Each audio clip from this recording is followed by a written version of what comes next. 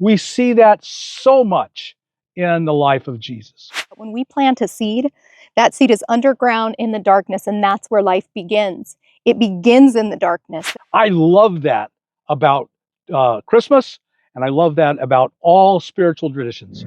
Hi everyone, welcome to the Examine Life Daily. I'm Autumn. And I'm Bob. And today we are going to talk about the meaning of the holiday season. And for those of you who don't know, Autumn has worked in behavioral health since 2007, and she has her master's degree in counseling psychology. And for those who don't know Bob Wells, Bob is the nomadic legend of the YouTube channel Cheap RV Living. And today, here at this channel, we are going to talk about meaning and purpose and really a lot of sort of metaphoric, mythical stories around the holidays. Because this time of darkness, it can be a real challenge, but it also can be a real source of hope. And you might be thinking to yourself, what are you talking about darkness for? It's bright daylight there, you're in the desert. Well, right now it's 4 o'clock in the afternoon, and in 1 hour that sun is going to set, and we're going to have a lot of darkness. I grew up in Alaska, and if you know anything about Alaska, it is dark. It's very, very bright in the summer and very, very dark in the winter. And so I am just so tuned in to the light because of that, that it's very, very important to realize the power of darkness. And the holidays, fortunately, come at the very darkest time of the year. And we believe, they bring hope to a dark time. One of the things that is really fascinating is that all of the holidays at this time of year, particularly in the Northern Hemisphere, because this is where we have the shortest day of the year, or the darkest day of the year. So the holidays all focus on the theme of finding light in the darkness, literal light, evergreens and Christmas tree lights and the fire of the Yule log and Christ coming in to be the light of the world. Or even in Hanukkah, it's all about the light burning far longer than was expected. And another theme that we see is not only the light in the darkness, but sort of the archetypal message of renewal, rebirth, the refresh, the new year. When you think of all the Christmas songs this time of the year, they almost always talk about how very dark and bad the times were, and then this great light came into it. And as I studied the world's spiritual systems, one of the things that stuck out to me the most was the idea in Taoism of the yin and yang, and that everything flows in a dance of opposites. One of the ways I like to think about that is the opposites, the yin and the yang of agony and ecstasy. If you want the highest of highs, you have to go into the lowest of lows. And we see that so much in the life of Jesus. He was born knowing that he was here to die and to suffer and to rise again and bring this great hope and joy to every human living being. And I think that we as humans have that flow. Hopefully we're not going to have as much of the agony, but so many of us like to pretend there won't be any pain or darkness or sorrow in our life. We want to avoid it. We want to avoid the thought of death. Well, you can't have death without birth. You just cannot. And so to have the next birth, and all spiritual traditions are looking forward to the next birth, there has to be death. The darkness comes, and out of the darkness is reborn a new birth. And I love that about Christmas, and I love that about all spiritual traditions all over the world. It reminds me of a quote we spoke to together recently by Khalil Gibran, and he says, "The deeper we carve into our being with pain, the more room we have to contain joy." And I just think that speaks so much to that Taoist principle. In Taoism, they say, we would not know what darkness is without light, and we would not know light without darkness. We couldn't even conceive of them if we didn't know their complement or opposite. We wouldn't know what an inhale is without an exhale. And we wouldn't know the ecstasy without the agony. And, you know, the great thing is we don't have to hunt that agony down because life is hard enough, it'll find us. But it really follows that sense of when we've suffered, when we've been through that agony, there really is hope. It's just like the inhale and exhale of life, that if we allow life to sort of unfold in its natural rhythm, there's going to be both.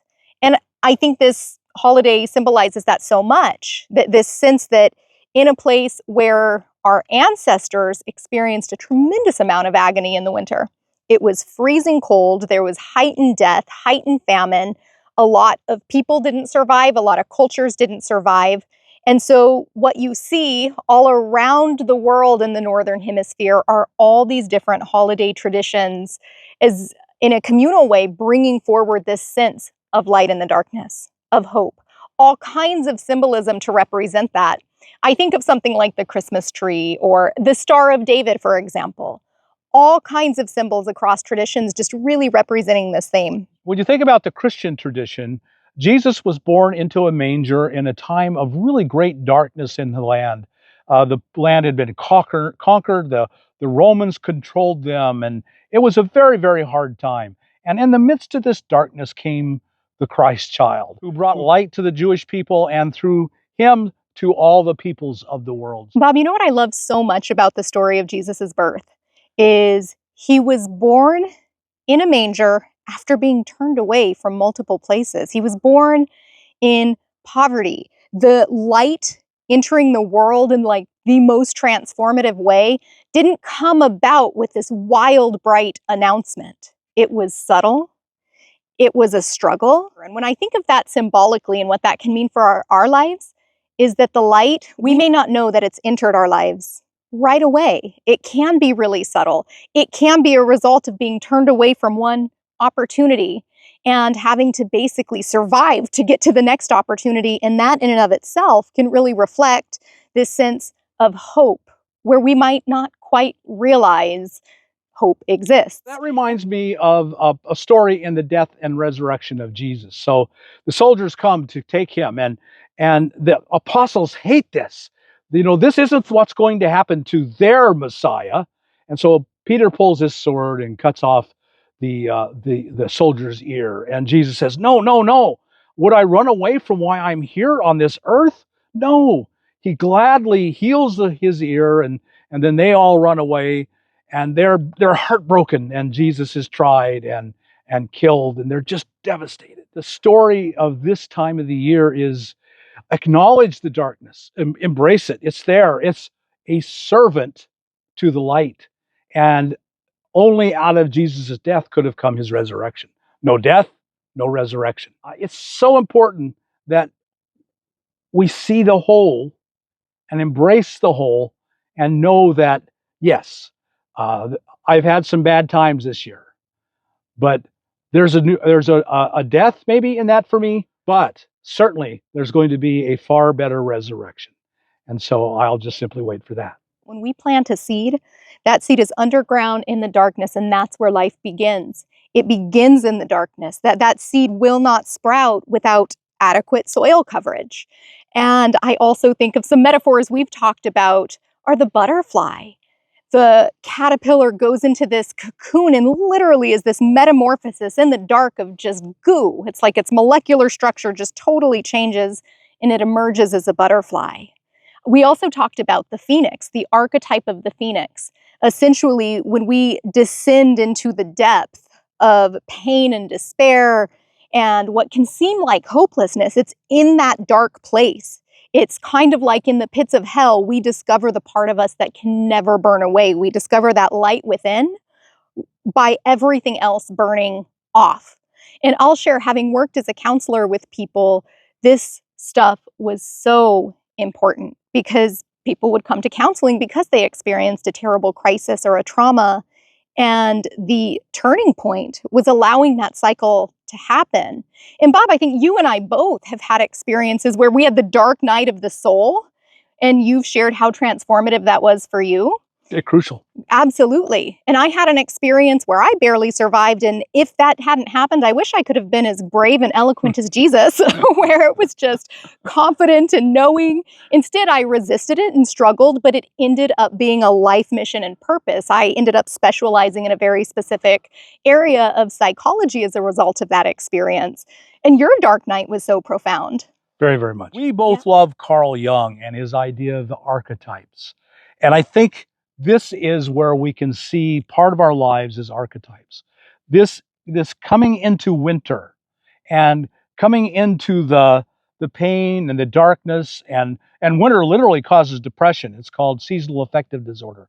And so there are times of darkness and depression and struggle, but that's when new life and the greatest joys out of the agony, and the deeper the agony, the greater the ecstasy. And so if I want joy in my life, and I do, I have to accept the dive and then the upside. And the universe will not give us more than we can handle, just enough darkness to get us above. And if that's all we can handle for now, that's what it'll give us. We created a holiday around what the Earth does, which is basically tilt to its furthest point, which is why we have the darkest night.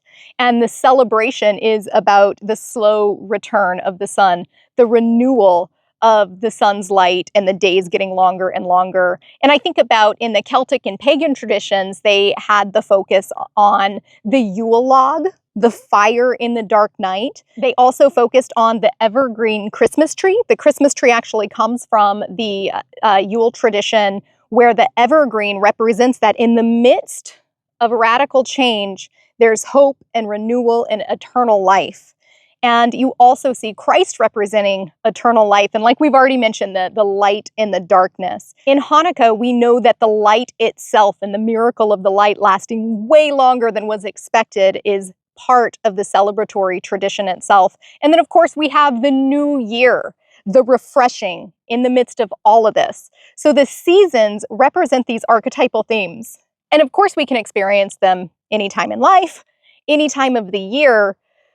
But there is something that just is almost so natural about all of it happening at this time, which is really, I would theorize personally that this is why the holidays exist, to give meaning and hope and direction and community in a time that could otherwise be quite despairing. One of the things I think about with this theme is New Year's resolutions.